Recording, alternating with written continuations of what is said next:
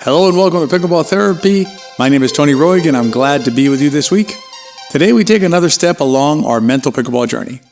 Whether it's your pickleball sanity, wanting to play calmer, more focused pickleball, a desire to improve, or any combination of these, our podcast is designed with you in mind. My goal today is to share with you a way of looking at pickleball that will help you have a positive and healthy relationship with the sport we all love. Today, we're going to be talking about something that is very timely because it's around the new year. We're talking about goals and how to use goals in a more positive and constructive fashion. Now, I know that goals can happen anytime during the year. We can have goals, set goals, and modify goals, things like that. But usually at the beginning of the year is when everybody's focused on goals. So today is a good time to talk about goals and, again, how to use them more positively in your pickleball. Before we dive into the main subject today, couple of quick announcements. Number one, the Academy, our Academy is going to be launching this spring. Be on the lookout for Academy courses. We already have a few up. If you want to check them out, you go to betterpickleball.com and you'll see our list of classes there. We have Unforced Errors class. That's a really good class. Got a lot of good feedback on that one and on our partner play class. We had versions of that class last year during Black Friday, and we now have them in a full course inside our Better Pickleball Academy, so make sure you check those out. And if you're in the need for shoes, I know the new year, hopefully you got some shoes for Christmas, but if you didn't, our friends at Tyrol have some new shoes that just came out, the Smash shoes. I'm still waiting to try them, but I can tell you that the ones that I use, the Bali Drive, and I forget the name of the other one right now, but the Tyrol shoes that I use are excellent shoes, and I'm sure the Smash is no different. And if you want to check those out, I'll put a link in the show notes to get you a discount. It's also an affiliate code that helps support our podcast. And as we get into the podcast, if you have a minute to rate and review the podcast, we certainly appreciate that. It's helpful to other players like you who may benefit from the content of this podcast. They'll have a higher chance of coming across this information if it's been rated and reviewed by other listeners such as yourself. All right, let's dive into goals in depth and talk about goals and how to use them constructively, how to use them in a more healthy fashion. Now, there's nothing wrong with having goals. Goals are a fine thing. The problem that can arise sometimes as pickleball players is in how we frame out our goals, and there's ways to framing out goals that can lead us to frustration. So what we want to do first, so let's talk about how we frame our goals. You know, we always talk about framework and framing in both in our podcast as well as in our teachings in our Better Pickleball Academy as well as the pickleball system. So framing is always going to be where we're going to start everything from. And so what we got to do is we got to start talking about how we're going to define our goal. That's really important because when we set a goal, what we're trying to do is measure against it, right? The reason to set a goal is to say, okay, did I accomplish a goal or not accomplish a goal? Otherwise, the goal is irrelevant. So how we define the goal is going to be key to whether it works for us and whether it helps us avoid potential problems later down the line. And the key here is to understand the difference between long-term goals and short-term goals, because we need to keep those two separate and avoid confusion between them because each operates in a very different sphere. Short-term goals are about the now. They're finite. They have a finite measurement to them and a finite time to them. Example, I want to be able to hit 20 dinks in a row without making a mistake, right? Without missing a shot. That is a short-term goal that can be measured. I can take steps to accomplish it, and I can know when I have reached that goal. If I reach that goal, I'll know, okay, now I'm ready to, I'm able to hit 20 dinks in a row without missing it. Long-term goals are different.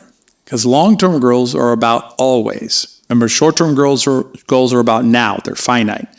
Long-term goals are about the always. They're infinite, right? They're just something that sticks with us during our pickleball journeys or pickleball careers, if you want to call it that. There are things like I want to become a better player. I want the respect of my peers, of my other players at the courts. I want to improve as a pickleball player. Those are infinite kind of goals. Those are goals that have no real finish line to them. You can measure steps along the way, sure, right? You can set up short-term or medium-term, if you prefer, goals along the way, but you can't really measure the entire thing by becoming a better player because there's no finished product to measure, right? As long as you're alive and want to play pickleball and grow, then you're going to always have something to work towards. So there's never a finish line that you get to and say, you know what, I have arrived, I'm done in this long-term goal of becoming an improved player or a better player, as an example. At best, what you can tell is that today, I'm more proficient than I was yesterday. And tomorrow, hopefully I'll understand the game a little bit better than I do today. But there's nowhere to arrive at it. It's really important to get our arms around this idea that there is no finish line in terms of our pickleball improvement journey. Our pickleball improvement paths have no stopping point as long as we continue to want to grow. As long as you continue to remain curious, as long as you continue to remain interested in knowing more about pickleball and in growing as a pickleball player, you'll always have something to learn. And the reason this is really important is because having a finish line can lead you to potential frustration. What happens is you start applying finite thinking to an infinite situation. And there's this whole concept about playing finite game versus infinite game, and I'll address that in a different podcast. But you can apply that to your learning process as well. And what it means is there's certain things that you do that are finite.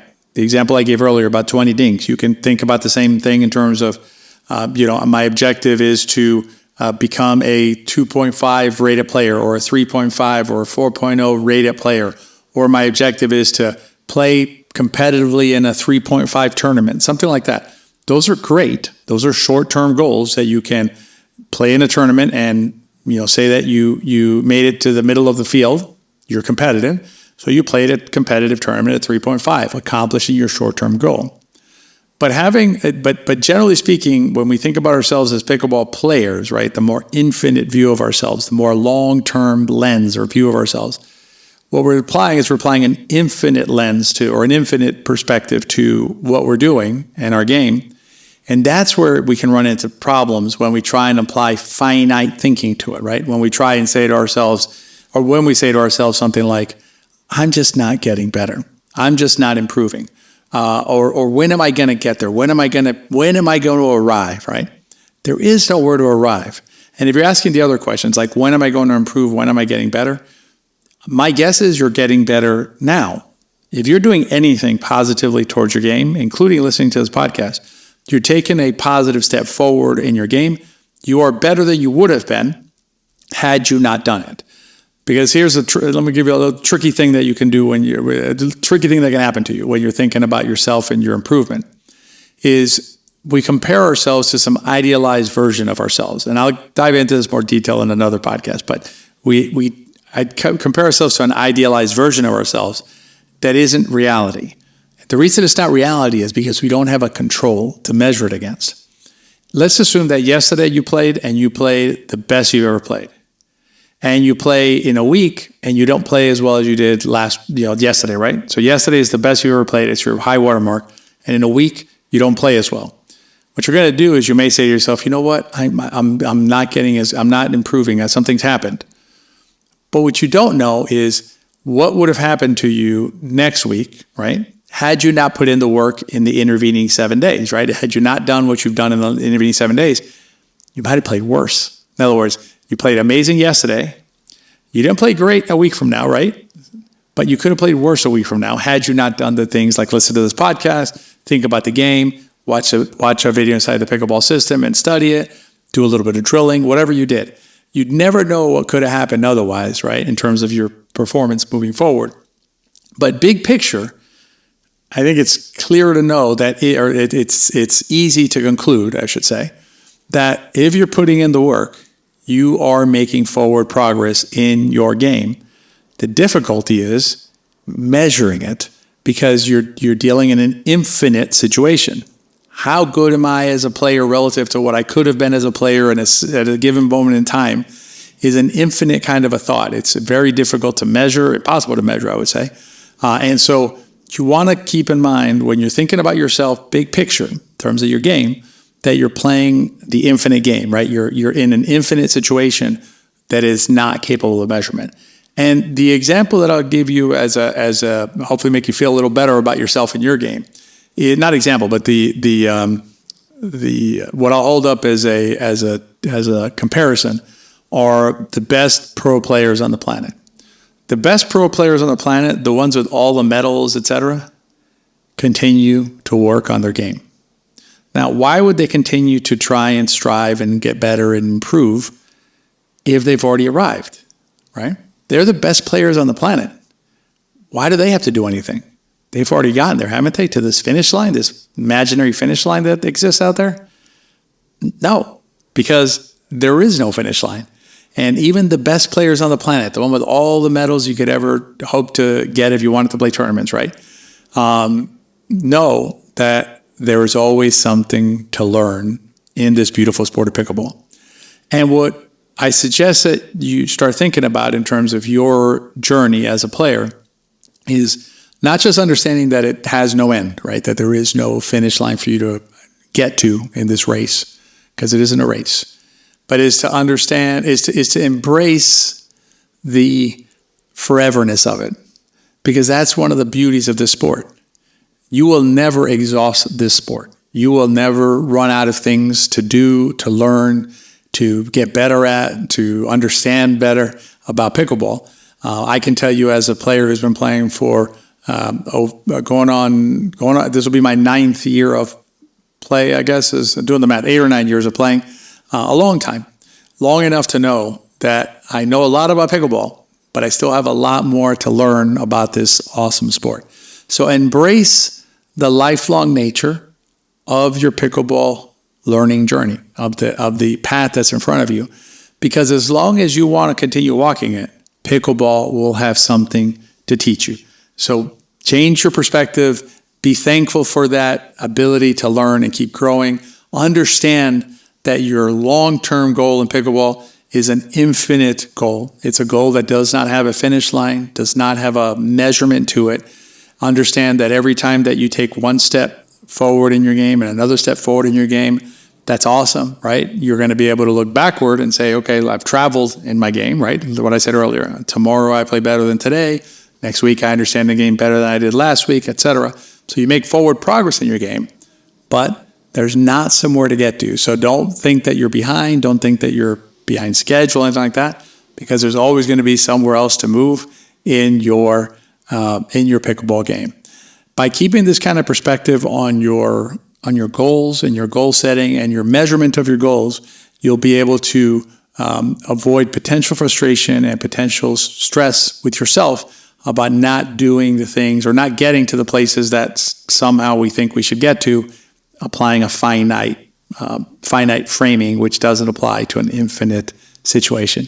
So, this understanding, this step in your process is another improvement in your mental pickleball journey. As we walk this mental pickleball journey together, this is another step along that process. Now, if you ever feel like you've strayed from the path that we've embarked upon, right, this mental journey process, or if you need a little pep talk, we're going to be here for you. These podcasts are designed to be here for you. We'll continue to produce these podcasts for you. But also remember that you can go back to a prior podcast or this one and listen to it again to get that lift that you need in your game to refocus you on your mental journey. And as always, if you know a player who could benefit from joining us along our mental journey path together, share this podcast with them. Remember, if you find the podcast useful, they probably will too. Keep enjoying the gift that is pickleball, and I'll see you next time.